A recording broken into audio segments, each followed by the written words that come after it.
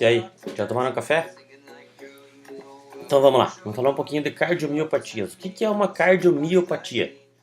Uma cardiomiopatia é uma doença do músculo cardíaco, né? Tá? Então olha aqui, ó. O que nós vamos ver agora? Cardiomiopatias. Quais? Cardiomiopatia dilatada, cardiomiopatia hipertrófica, cardiomiopatia restritiva são as principais, tá? Então vamos lá. Depois a gente vai falar um pouquinho da insuficiência cardíaca e daí alguns fármacos que se utilizam na terapia da insuficiência cardíaca. Mas vamos falar de cardiomiopatias agora. Então, todas as alterações cardíacas que produzem depressão na captação de oxigênio pelo miocárdio, tá, são consideradas miocardites. Miocardiopatia. Eu posso ter uma miocardite inflamatória e eu posso ter uma cardiomiopatia ou miocardiopatia. Tá? Então, parvovirose e toxoplasmose são doenças que levam a alteração no miocárdio. Parvovirose causa lesão, o parvovírus causa lesão nas fibras musculares do miocárdio, causando uma miocardite. Tá? Então, o que a gente tem? Olha aqui, ó. Miocardite e as miocardiopatias, por dilatação, hipertrófica restritiva e ainda ela pode ter moléstia neoplásica infiltrativa do miocárdio ou miocardiopatia secundária a alguma outra alteração. Então vamos falar um pouquinho da miocardite. O que é miocardite? É um processo de inflamação nas células do músculo miocárdio, ou no interstício, ou nas outras estruturas celulares que fazem parte do miocárdio. Então, se eu tenho inflamação nos miócitos, no interstício ou na parede celular dos miócitos do miocárdio, eu tenho uma miocardite, tá? Olha aqui, ó. Parvovirose, ou o vírus da parvovirose, causa danos nas células do miocárdio. Então, tanto é que os animais, às vezes, eles não morrem de gastroenterite hemorrágica, eles vão morrer de morte súbita. Aí lá na necrópsia você vai ver estrias esbranquiçadas no miocárdio. Por quê? Por causa da miocardiopatia, por causa da miocardite que o parvovírus, que a lesão viral causou. Tá? Então, no eletrocardiograma, o que a gente percebe? Arritmias atriais e ventriculares. Em função de quê? Em função de uma alteração no funcionamento do músculo cardíaco, e isso vai ser evidenciado lá no eletrocardiograma. Inclusive, dependendo da gravidade do sinal clínico do paciente, a gente pode ter ainda fibrilação de átrio ou de ventrículo, levando esse animal à morte. Então, olha aqui, ó, sinais clínicos das miocardiopatias. Então, animais com 3 a 8 semanas de vida vão apresentar hiperpneia. O que é hiperpneia? Aumenta a frequência respiratória. Tá? Vão apresentar ainda dificuldade do movimento respiratório. Vão apresentar cianose e morte. Geralmente, esses animais aqui têm sinais clínicos congênitos, tá? Por alteração congênita. Tá? Uma miocardite congênita. Já os animais um pouco mais velhos, geralmente eles vão ter um processo não natal e vão desenvolver, né? Não vão morrer por causa disso, eles vão desenvolver miocardiopatia por dilatação, tá? Então, confunde-se com alteração congênita às vezes, mas o diagnóstico diferencial a gente faz geralmente lá no histopatológico, infelizmente depois da morte do paciente, tá? Então, essa miocardite ela pode ser bacteriana, então originária de uma endocardite, de uma pericardite ou de uma septicemia. Então, sinais clínicos, febre e arritmia, e a terapia é de apoio. Qual é o tratamento? O tratamento de apoio. Tem febre, antibiótico, qual deles? 2 de preferência, semelhante à endocardite, tá? Outra miocardiopatia muito comum, talvez a mais comum que a gente tem nos cães, miocardiopatia por dilatação. Tá? Ocorre pela falta de contração do miocárdio. Então, tem algumas raças que são predispostas, como o Boxer e o Doberman. Tá? Não se sabe bem como funciona o mecanismo de desenvolvimento dessa miocardiopatia por dilatação. Tá? Mas o que acontece é que o animal vai apresentar uma diminuição da força de contração do miocárdio e esse músculo vai se distendendo e esse coração vai aumentando, vai ficando globoso e dilatado, onde a parede do ventrículo esquerdo vai ficando mais fina, mais delgada, e a câmara do ventrículo esquerdo vai ficando mais dilatada, ou seja, tem um aumento do coração, aumento de câmara também, e parede fina. Tem uma outra depois que a gente vai ver que é hipertrófica, que vocês vão ver que não vai acontecer dessa maneira. Então, sinais clínicos, ó, murmúrio cardíaco, ou seja, sopro direito ou esquerdo, tá? E sinais clínicos como dispneia, tosse, tolerância ao exercício, e nos gatos, letargia, depressão, desidratação. Tá? Sendo que a insuficiência cardíaca nos gatos é raro, mais comum a gente vai ter a miocardiopatia hipertrófica, que acontece por uma deficiência de taurina, que a gente vai ver daqui a pouco. Tá? Que exames complementares a gente observa, a gente precisa fazer, né, para diagnosticar uma miocardiopatia por dilatação? Anamnese, então avaliar a idade dos animais, geralmente animais velhos, as raças de grande porte, então boxer, por exemplo, e doberman, mas não é só essas. Geralmente animal velho vai ter alteração cardíaca, talvez não miocardiopatia, mas alguma outra alteração cardíaca, seja ela valvular, enfim. Tá? A ausculta, é da alteração do murmúrio, do som cardíaco. Raio-X, a gente vai ver a silhueta cardíaca dilatada. E a eletrocardiografia vai nos mostrar alterações atriais ou ventriculares, bem como algumas arritmias no traçado do eletro. Então vamos ter alteração de onda P, alteração de complexo QRS e assim por diante. O tratamento da insuficiência cardíaca congestiva, como que se faz? Através de que tipo de substâncias que se faz esse tratamento, né? A gente vai ver esse tratamento ou esses fármacos lá na parte da aula que fala dos fármacos utilizados na terapia da insuficiência cardíaca, que invariavelmente essa miocardiopatia por dilatação vai levar a uma insuficiência cardíaca congestiva. Tá? A gente vai falar disso daqui a pouco mais. A miocardiopatia hipertrófica, ela é mais comumente vista, né, ou diagnosticada em felinos. Tá? Não se sabe por que ela acontece, mas se sabe que existe uma relação com a deficiência de taurina, ou seja, gato que come ração de cachorro poderá ter miocardiopatia hipertrófica. Tá? Algumas etiologias são possíveis, né, que se estuda. Né? Primeiro, uma hipertrofia compensatória anormal. Tá? Então, ocorre em função do próprio batimento normal do animal, ocorre uma hipertrofia anormal, ou seja, hipertrofia exagerada da parede do músculo. Aí o que a gente vai ter? Uma câmara diminuída e uma parede espessada. Pode ser também, já que ela acontece mais em gatos, uma resposta alta do miocárdio, uma resposta exagerada do miocárdio às catecolaminas, ou seja, às noradrenalina, adrenalina, enfim, em função das situações de estresse que esse animal pode passar. Ou seja, os animais que vivem sob muita situação de estresse, muitas situações de estresse durante o dia, vão ter altas descargas de adrenalina e noradrenalina na corrente sanguínea, e isso poderia levar a um aumento, isso leva a um aumento da força de contração e aumento do batimento, e poderia levar a essa hipertrofia normal. Tá? E também algumas anormalidades primárias no colágeno, que também poderiam fazer com que ocorresse essa hipertrofia. Sinais clínicos nesses pacientes. Tá? Então, felinos, como a gente já falou antes, né? Uma dispneia aguda. Né? Então, de uma hora para outra, os animais começam a apresentar sinais clínicos.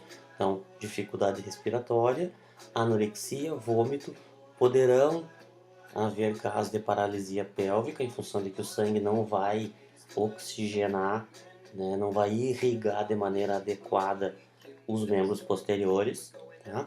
E a gente pode perceber ainda estertores, né, pulmonares e alteração de som sistólico ou diastólico, principalmente na mitral e na tricúspide. Então, lembrando que a mitral é no lado esquerdo e a tricúspide é a válvula atrioventricular do lado direito. Tá?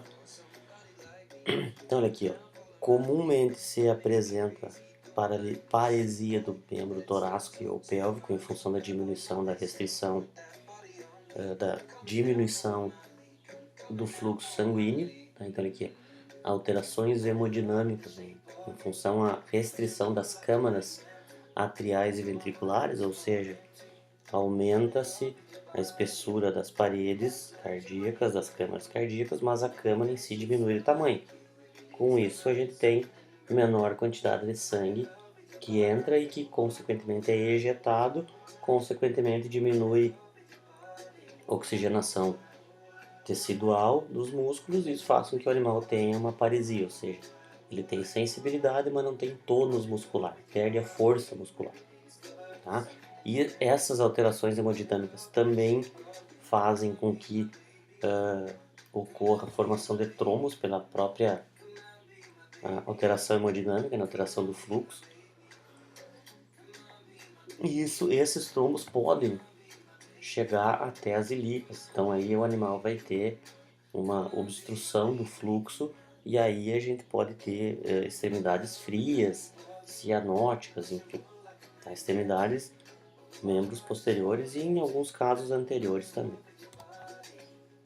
E o que a gente vê como sinal radiográfico, né?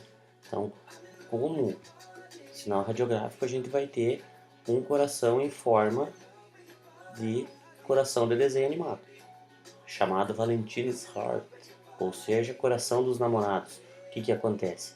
Aumenta a camada muscular, a parede muscular dos ventrículos e compensatoriamente ocorre uma hipertrofia dos átrios. Por quê? Porque o sangue continua chegando da cava cranial e caudal no lado direito, continua chegando do pulmão no lado esquerdo, entrando nesse átrio, mas ele não consegue passar do átrio para o ventrículo porque as câmaras estão pequenas. Então esse átrio ele vai se dilatando, os dois. E isso faz com que o coração tenha essa forma aqui, tá? Aquele coração desenhadinho, né?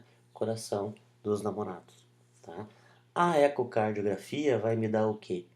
Vai me dar possibilidade de avaliação de câmara cardíaca, de fluxo de sangue ejetado, de espessura de camada muscular, né? E com isso a gente pode confirmar o diagnóstico. Essa imagem radiográfica aqui, ó, desse coração nesta forma, né, de hipertrofia da parede dos ventrículos e hipertrofia compensatória dos átrios, tá? Me dá uma imagem sugestiva de miocardiopatia hipertrófica. Mas a ecocardiografia, onde eu avalio a quantidade de sangue nas câmaras, de espessura de parede, isso vai me dar uma confirmação do diagnóstico de miocardiopatia hipertrófica.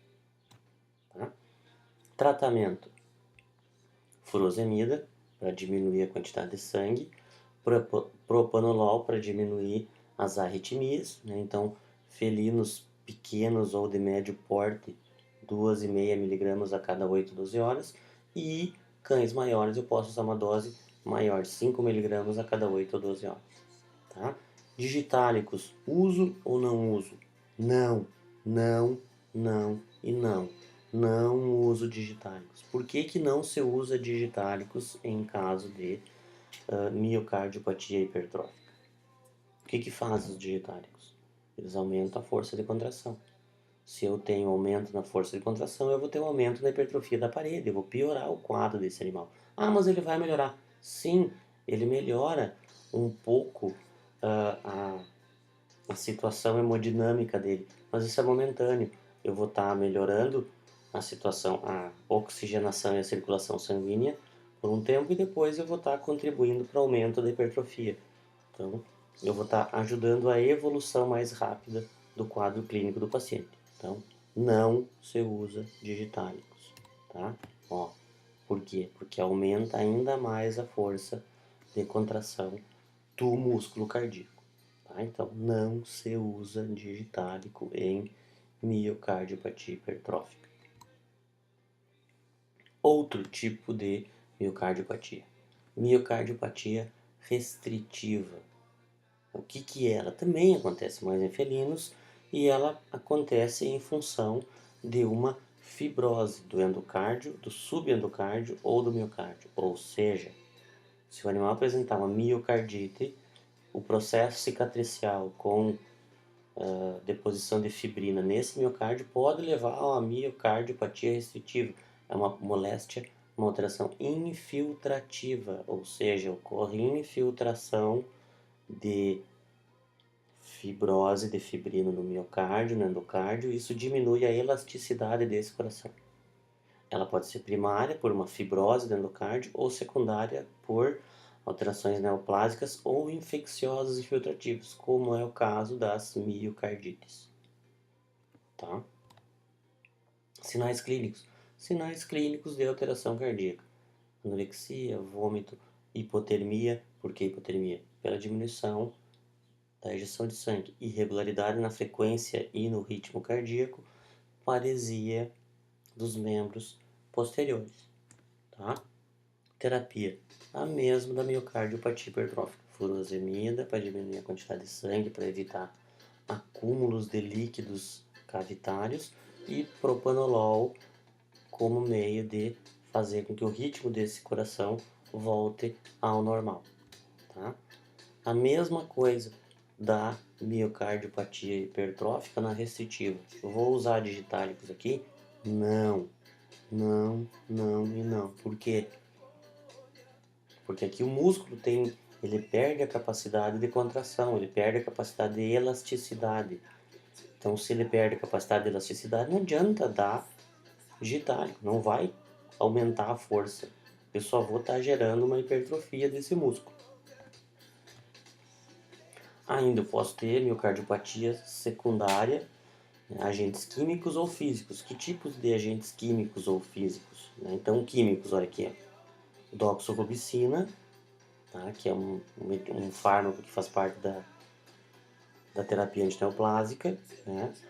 Então, pode ser utilizado contra TPT, enfim, outros tumores, osteosarcoma, por exemplo. Monóxido de carbono, mercúrio, arsênico. Isso são substâncias químicas que podem levar a miocardiopatia. Então, levam a processo de alteração no batimento cardíaco por lesão no músculo cardíaco. E os agentes físicos, então aí sim, ó, uma contusão, um trauma, um choque térmico, um choque séptico, um choque elétrico, né? Então pode levar a uma lesão no músculo cardíaco também. Tá? E ainda a gente tem as alterações, né, inflamatórias e infiltrativas do miocárdio. Tá? Então, que alterações seriam essas? Neoplasias, né, tumor de mama, né, pode levar metástase no coração. Geralmente não leva, tumor de mama não leva metástase para o coração, mas pode levar.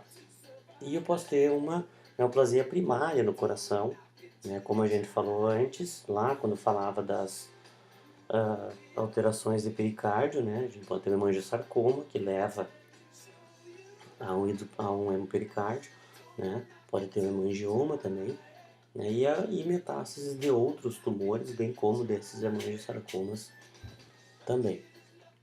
Tá? Então, eu sei que vocês estão um pouquinho cansados, então a gente vai fazer de novo um intervalinho. De novo eu vou preparar outra aula e daqui a pouco a gente fala um pouquinho das insuficiências cardíacas, né? Estamos chegando quase no finalzinho dessa parte da cardiologia clínica, beleza? Sobe música! Vamos lá! Valeu! Falou! Tá?